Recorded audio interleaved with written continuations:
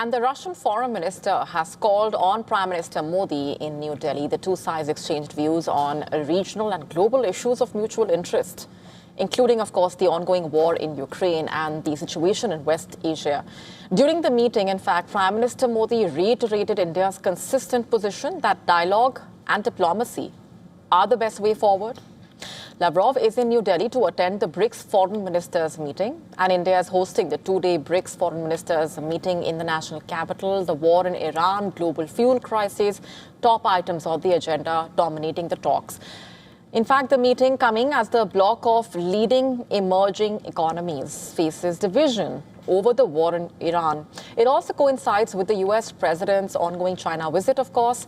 The Indian External Affairs Minister has reaffirmed the country's stand that dialogue and diplomacy are the only sustainable means of resolving conflicts. He added that the conflict in West Asia merits particular attention amid the risks to maritime traffic and disruptions to energy infrastructure.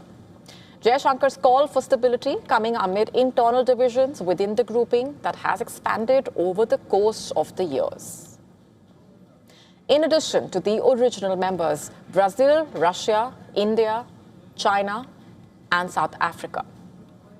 BRICS now includes Egypt, Ethiopia, Iran, Indonesia, Saudi Arabia, and the UAE as well. On the sidelines of the meeting, in fact, Prime Minister Modi met the Iranian Foreign Minister Araghchi also in New Delhi to participate in that meeting.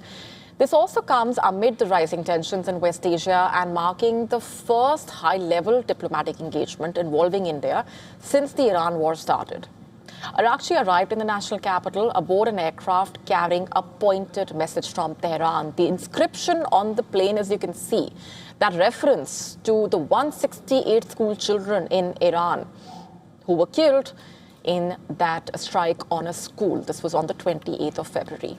Araghchi, in fact, has called on BRICS member countries to explicitly condemn violations of international law by the US and Israel and prevent the politicization of international institutions. Member states and all responsible.